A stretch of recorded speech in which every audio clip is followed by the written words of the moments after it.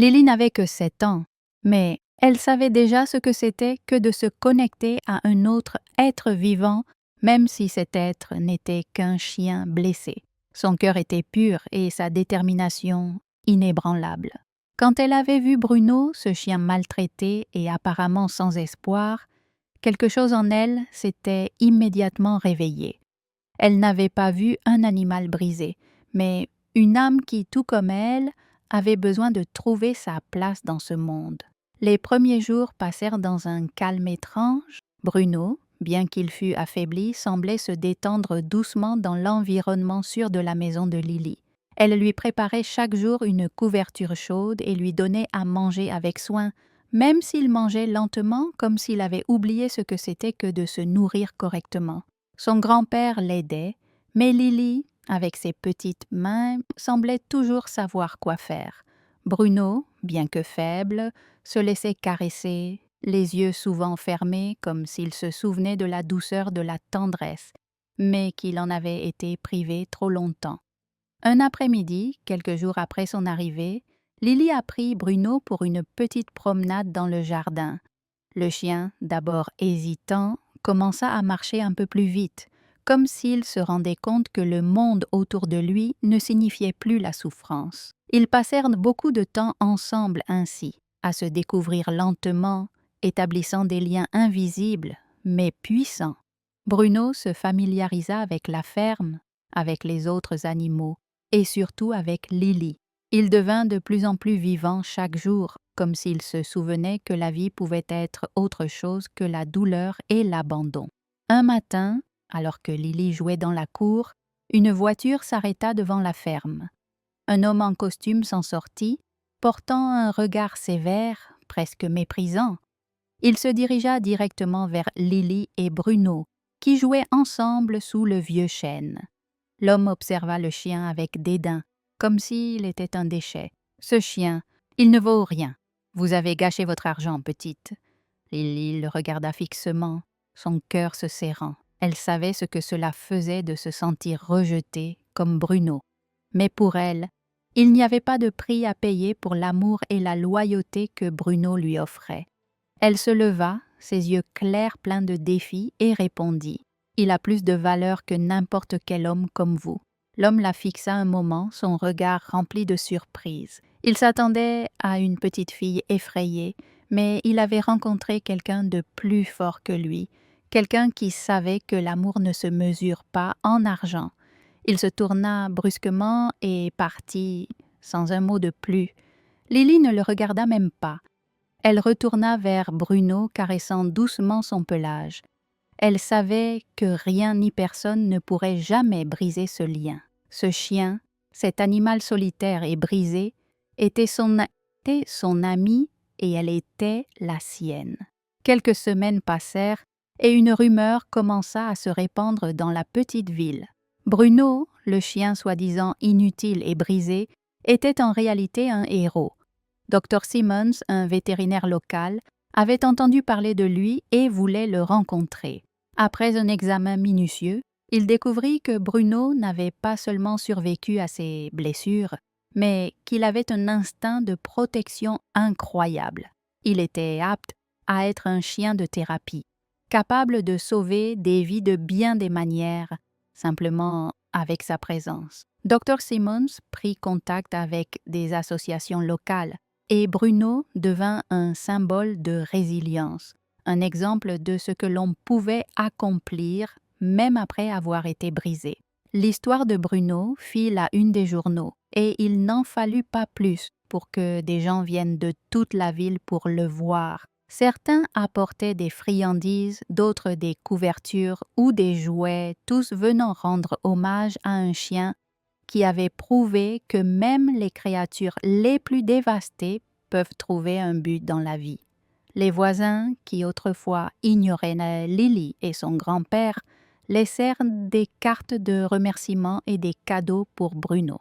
Ils avaient vu l'histoire de ce chien se transformer sous leurs yeux et maintenant, ils ne pouvaient plus ignorer le courage qu'il représentait. Quelques mois plus tard, un journaliste de la ville rédigea un article intitulé « Le héros du quartier ». Bruno, le chien sauvé d'une vie brisée. L'article parlait de Lily, de son courage et de sa croyance en Bruno, mais aussi de la façon dont ils avaient tous les deux guéri ensemble. Le titre dit tout. Parfois, ce sont les créatures les plus brisées qui ont le pouvoir de guérir ceux qui les entourent. Et pour Lily, ce fut plus qu'une histoire de chien sauvé. Ce fut la découverte que l'amour et la loyauté peuvent venir de la manière la plus inattendue et que parfois, les meilleures amitiés sont celles qui naissent des situations les plus difficiles. Bruno était son héros, et en quelque sorte, elle était aussi la sienne. Ensemble, ils avaient prouvé au monde que parfois, ce qui semble brisé peut en réalité sauver des vies. Lorsqu'ils arrivèrent à la maison, Lily lui fit un lit dans la grange avec des couvertures chaudes et de l'eau fraîche. Elle s'agenouilla à côté de lui, caressa doucement sa fourrure et murmura « Tu es en sécurité maintenant, Bruno ». Le nom lui vint sans réfléchir, et le chien, pour la première fois, laissa échapper un léger soupir, comme s'il comprenait qu'il appartenait enfin à quelque part. C'était un moment de paix, une pause dans la tempête de sa vie. Mais Lily savait que la guérison de Bruno ne serait pas instantanée. Elle avait vu des chiens comme lui, brisés par des expériences qu'ils n'avaient pas choisies. Mais elle aussi savait qu'il y avait toujours de l'espoir, même dans les ténèbres les plus profondes. Les premiers jours furent remplis de silence. Bruno bougeait à peine, mangeait à peine. Sa boiterie était bien pire que Lily ne l'avait imaginé, et il tressaillait à chaque bruit soudain, comme si chaque son était une menace. Parfois, il se cachait dans un coin, les yeux pleins d'une peur silencieuse. Il n'a jamais aboyé, n'a jamais grogné. Il observait simplement le monde avec des yeux fatigués, qui semblaient avoir tout vu et tout vécu. Les cicatrices invisibles sur son cœur étaient profondes, marquées par des années de souffrance. Lily ne savait pas combien de temps cela prendrait, mais elle était déterminée à ne pas lui laisser tomber. Chaque jour, elle restait à ses côtés, lui parlant doucement, lui lisant des histoires, lui offrant des moments de réconfort. Le soir, elle lui offrait des morceaux de son sandwich, veillant à ce qu'il ait toujours quelque chose à manger. Parfois, elle plaçait son animal en peluche préféré à côté de lui, espérant que la douceur de cet objet l'aiderait à trouver un peu de chaleur et de sécurité. Ses grands-parents observaient en silence, incertains de ce que l'avenir réservait à ce chien, mais leur cœur se serrait de compassion pour Bruno. Ils se demandaient s'il survivrait, si un jour il accepterait l'amour que Lily lui offrait. Mais Lily ne se laissait pas décourager.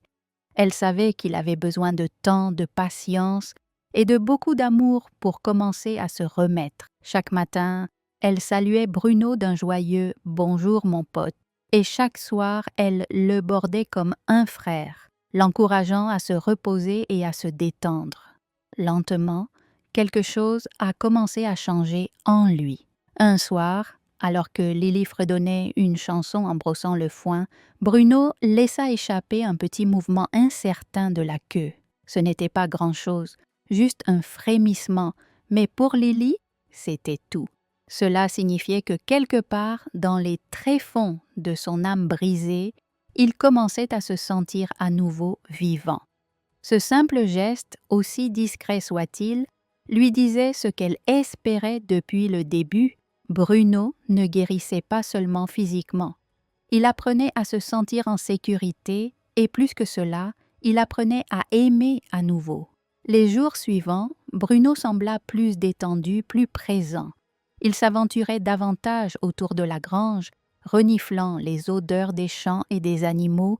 Il commençait à s'intéresser à ce qui l'entourait, bien que ses gestes restent prudents, comme s'il était toujours sur ses gardes. Mais les progrès étaient là, invisibles mais bien réels. Lily, voyant cela, sentit une chaleur envahir son cœur. Elle savait que ce ne serait pas facile, que chaque jour apportait de nouveaux défis.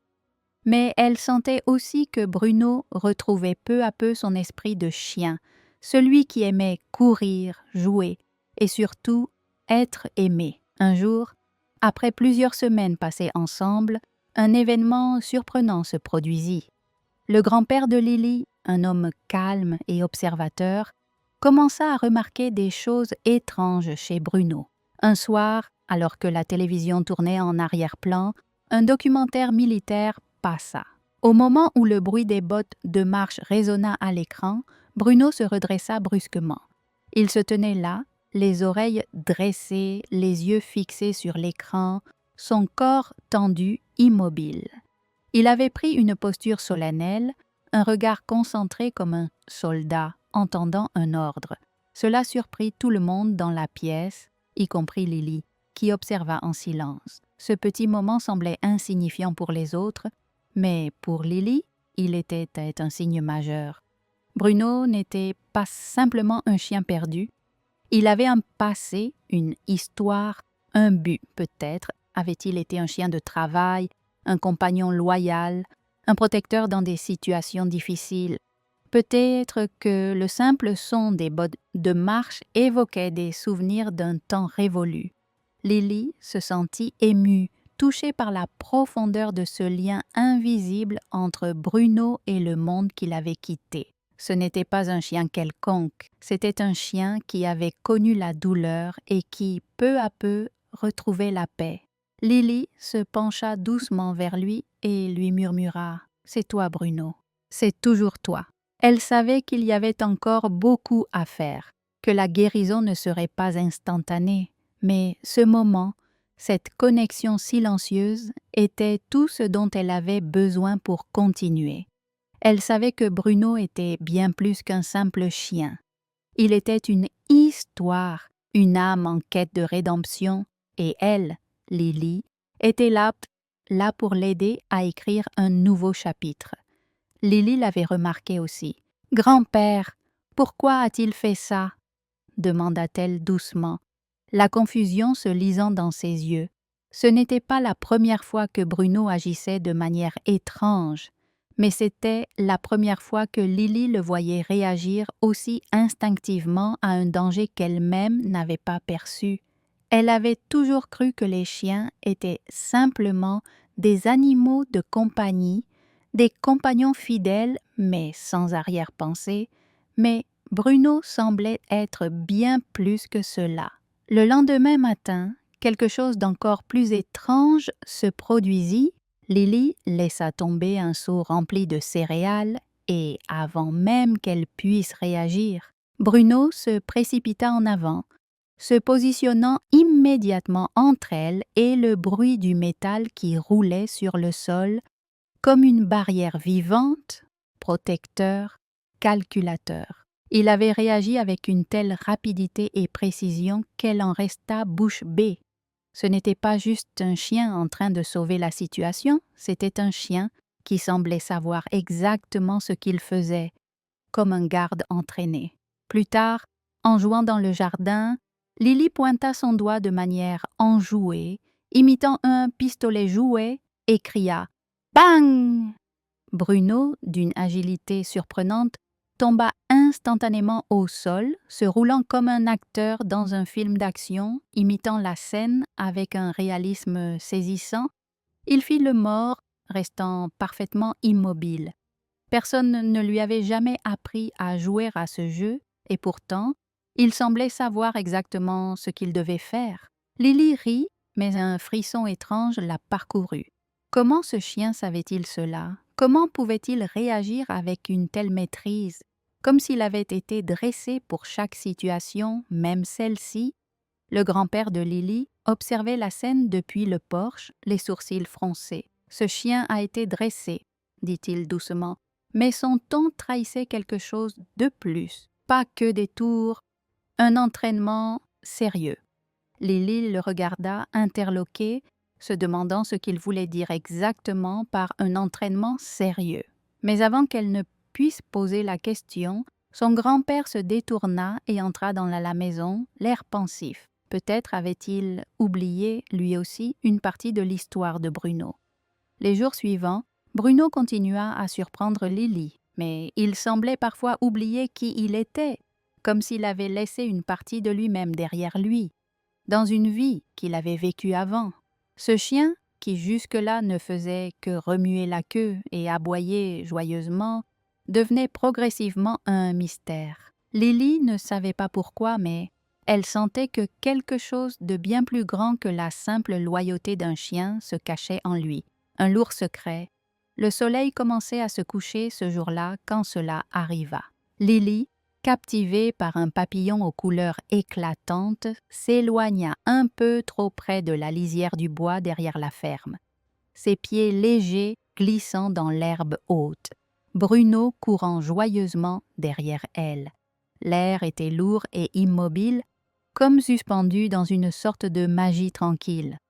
Mais cette tranquillité allait vite être brisée. Un bruissement soudain, une agitation parmi les buissons fit frissonner l'air autour d'eux. Avant même que Lily n'ait eu le temps de réagir, un énorme sanglier surgit des fourrés, grognant et fonçant droit sur elle. Le cœur de Lily battait la chamade, son corps figé de terreur. Elle n'avait pas le temps de fuir, pas le temps de penser. Mais Bruno, lui, ne perdit pas une seconde. D'un mouvement fulgurant, il se jeta devant elle, aboyant d'une voix profonde, presque surnaturelle, et s'interposa entre elle et l'animal. Ses aboiements résonnèrent à travers les arbres, terrifiant le sanglier et le faisant reculer. Bruno, avec une agilité et une précision incroyables, tourna autour de l'animal, esquivant ses attaques sauvages et l'éloignant de Lily avec une telle assurance que même l'animal semblait hésiter. Lily, stupéfaite et hors d'haleine, ne pouvait que regarder cette scène d'un courage inouï. Bruno ne s'éloigna pas tant que le sanglier ne s'était pas complètement retiré dans les bois. Lorsqu'il disparut enfin, Bruno revint vers Lily, son regard calme, presque détaché, et lui lécha doucement la main comme si de rien n'était. Il avait protégé sa maîtresse, sans hésitation, comme un véritable héros. Le lendemain matin, alors que Lily se remettait encore de l'incident, le grand-père la prit à part, l'air grave. « Il faut le faire examiner à nouveau correctement », dit-il d'une voix douce mais ferme, comme s'il prenait une décision importante. Lily ne comprenait pas vraiment, mais elle sentit que la situation devenait plus sérieuse. Ils emmenèrent Bruno à la clinique vétérinaire de la ville, un petit local niché entre le magasin d'alimentation et la boulangerie, où le docteur Simmons, le vétérinaire, les accueillit. Il semblait tout aussi perplexe, presque suspicieux, en voyant Bruno. Le docteur Simmons examina Bruno avec une attention minutieuse, passant ses mains sur son cou et ses épaules, cherchant quelque chose. Puis, il s'arrêta, son expression changeant légèrement. « Il y a quelque chose ici », murmura-t-il, en appuyant doucement sur la peau de Bruno. Quelques instants plus tard, il sortit une petite puce métallique intégrée, comme une petite étiquette presque invisible sous la peau de Bruno. « Endommagée, mais intacte », dit-il, observant la puce avec une étrange concentration. Le vétérinaire scanna l'étiquette à l'aide d'un lecteur spécialisé. Lily regarda le docteur Simmons avec un mélange de curiosité et d'inquiétude. Il n'y avait pas de réponse immédiate, mais l'air autour d'eux sembla soudainement plus lourd, comme si la vérité sur Bruno commençait à émerger, prête à bouleverser tout ce qu'il croyait savoir sur lui. Ce qui est apparu sur l'écran a fait hausser ses sourcils. Ce chien, ce n'était pas un chien errant. Il faisait partie d'une unité militaire K9 nommée Bravo 9, présumée morte au combat il y a 2 ans lors d'une explosion dans un transport. Lily allaita. Bruno. Des larmes lui montèrent aux yeux alors qu'elle s'agenouillait à côté de lui. Bruno lui lécha doucement le visage, comme pour dire « C'est bon maintenant ». Elle murmura « Tu étais un héros avant que je te rencontre, mais maintenant, tu es aussi mon héros ». À ce moment-là, le chien à 5 dollars, c'est devenu quelque chose de bien plus important. La preuve que les objets cassés peuvent encore sauver des vies. Il n'a pas fallu longtemps pour que l'histoire de Bruno se répande. Le docteur Simmons, ému par ce qu'il avait découvert, appela un journaliste local qui avait autrefois servi dans l'armée. L'article est paru dans le journal de la ville quelques jours plus tard sous le titre « Un héros K9 oublié retrouvé par une fillette de 10 ans ». Le titre allait bien au-delà de ce que Lily aurait pu imaginer. En quelques heures, les gens ont commencé à arriver à la ferme.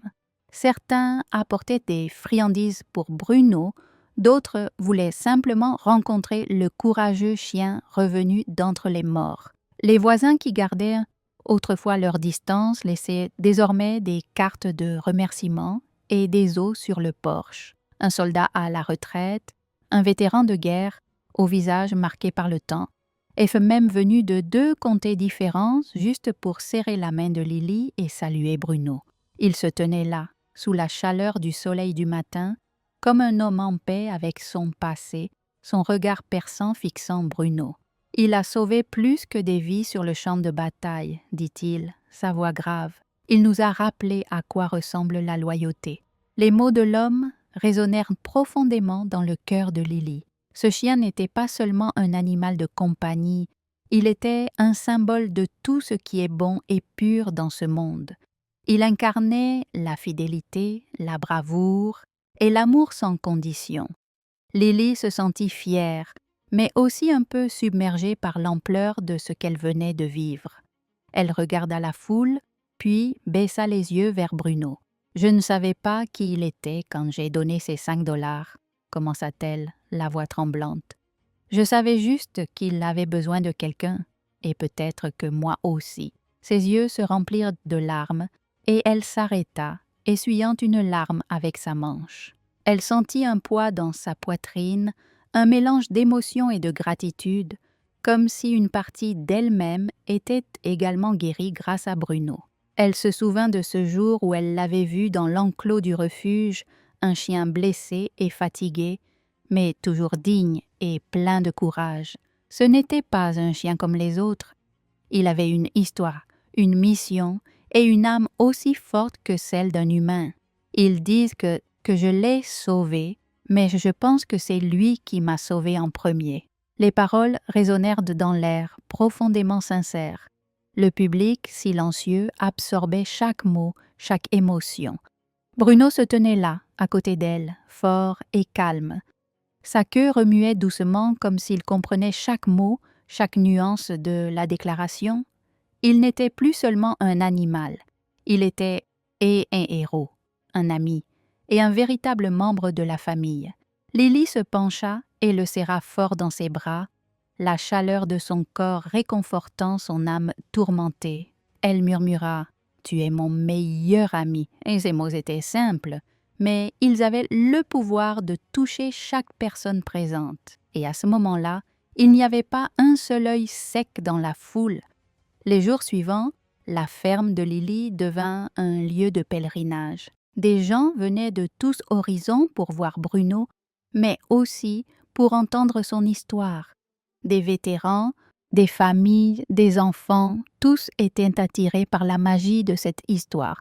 L'histoire d'un chien qui avait survécu à la guerre, qui avait trouvé une nouvelle chance et qui, d'une manière ou d'une autre, avait redonné espoir à ceux qui l'entouraient. Un dimanche après-midi, alors que la ferme était envahie par des visiteurs, Lily s'assit sur la balancelle en bois de la porche, Bruno allongé à ses pieds. Elle pensait à tout ce qui s'était passé, à l'incroyable chaîne d'événements qui avait conduit à ce moment. Elle se souvenait encore du premier jour où elle l'avait vu dans cet enclos, le regard triste mais plein d'espoir. Elle n'aurait jamais imaginé que ce chien allait changer sa vie à jamais. Mais elle savait maintenant que, parfois, les rencontres les plus inattendues sont les plus précieuses, et dans son cœur, elle savait qu'elle n'était plus seule. Bruno serait toujours là pour elle, son héros à 4 pattes. Il était plus qu'un simple chien, il était un survivant, un symbole d'espoir et de loyauté. Il l'avait sauvée non seulement de sa solitude, mais aussi de l'incertitude qui pesait sur son cœur. Ensemble, ils formaient une équipe prête à affronter tout ce que la vie leur réservait.